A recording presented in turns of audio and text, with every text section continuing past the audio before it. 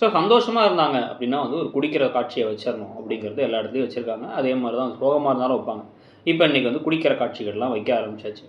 மாடியில் உட்காந்து யமுனா நான் போய் படிக்கணும் அப்படின்னு அந்த விஷயத்தை கேட்டுனா கோவமாக கிளம்பி போயிட்டாங்க. அந்த பொண்ணு படிக்கிற மாதிரிலாம் தெரில. ஏற்கனவே ₹1,50,000 கட்டினார் நிவின் அந்த கோச்சிங் சென்டருக்கு மட்டும். இத்தனைக்கும் வந்து அவங்க மேலே லவ்வெல்லாம் கிடையாதுன்னு அப்பயே கட்டினார். அதுக்கப்புறம் திருப்பி அவங்க கிளாஸுக்கு போகிறேன்னு ஏதோ போனாங்க. ஏதோ மெட்டீரியல்லாம் வாங்கினாங்க. ஆனால் ஒன்றுமே பண்ணலை. இதில் நான் பார்ட் டைம் ஜாப் போகிறேன்னாங்க. எதையுமே பண்ணல. உட்காந்து சந்தேகப்படுறத மட்டும் ஒரு வேலையாக வச்சுருக்க ஒரு கதாபாத்திரம். நிவினை இப்படி ஒரு படுகுழியில் தள்ளனதுக்காகவே தான் விஜய்க்கும் காவேரிக்கும் வந்து பல நேரங்களில் பல பிரச்சனைகள் வருதாங்கிற அளவுக்கு நிவினுடைய கதாபாத்திரம் ஒரு பரிதாபமான கதாபாத்திரம் ஆயிடுச்சு. வீட்டுக்கு போனால் நிம்மதியே கிடையாது அப்படிங்கிற மாதிரி ஒன்று. ஆனால் அதுலேயும் பாவம் நல்லவராக இருந்து மற்றவங்களுக்குலாம் நல்லதெல்லாம் வேறு நினைக்கிறார்.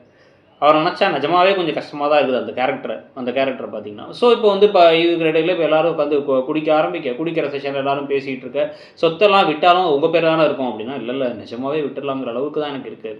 ஏன்னா வந்து என் சொத்தே அவள் தான், அவங்க கண்ணியமாக வாழணும் அப்படிங்கிறாங்க. கண்ணியமாக வாழணும்னா ப்ரெக்னெண்ட்டாக இருக்கும் போதே கூட்டு வாப்பான்னு தாத்தாவும் பாட்டினையும் சொல்லிட்டாங்க. இப்போ யார் வேறு என்ன சொல்லணும்னு எதிர்பார்க்குறீங்க?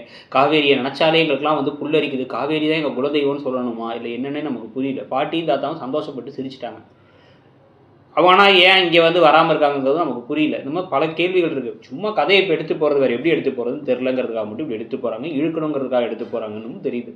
இதுக்கு நடுவில் வந்து அவங்க குடிக்கிறத எதுவும் தப்பாக நினைக்காதீங்கம்மா அப்படின்லாம் வந்து பேசிக்கிட்டு இருக்காங்க காவேரி. அதை விடுடி, நான் உன்னை ஒழுங்காக பார்த்துக்காம விட்டனேன்னு வந்து உங்கள் பேசிக்கிட்டு இருக்காங்க. மாற்றி வந்து அதெல்லாம் பேசிகிட்டு இருக்க. கொடைக்கானலுக்கு போனதெல்லாம் தப்பு, நீயே வந்து இந்த தலையிலா குதிப்பேங்கிற மாதிரிலாம் பண்ணக்கூடாதுமா இனிமே அப்படின்னு எல்லாத்தையும் சொல்லிகிட்டு இருக்க.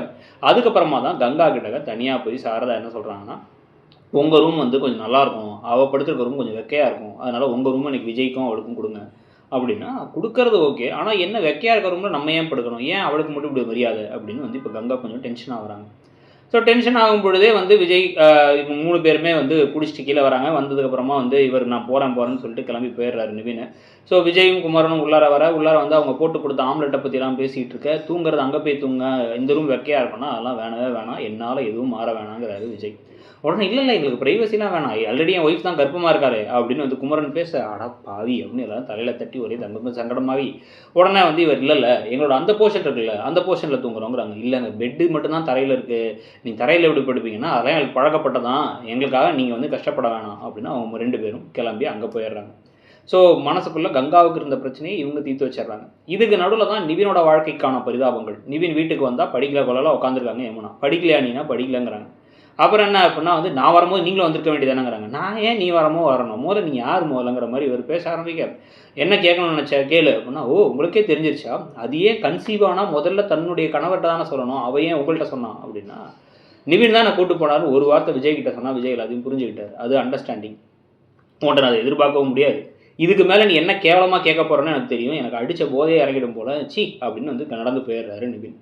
யமுனாவுடைய கதாபாத்திரத்தை ரொம்ப மோசமாக காமிச்சாதான் வந்து கரெக்டாக இருக்கணும், காமிக்கிறதெல்லாம் பரவாயில்ல. அந்த நிவினை ஏன் இவ்வளோ பரிதாபமாக காமிக்கிறாங்கிறதுக்கான பதில் உங்களுக்கு ஏதாச்சும் இருக்காங்கிறதையும் சொல்லுங்கள். அப்படியே இந்த கதை எப்படி போகுதுன்னு நினைக்கிறீங்கிறதையும் சொல்லிவிட்டு, இடம்பொருள் சேனல் நம்மளோட இன்னொரு சேனலான இடம்பொருள் நான் 2யுமே சப்ஸ்கிரைப் பண்ணிக்கோங்க. தேங்க்யூ.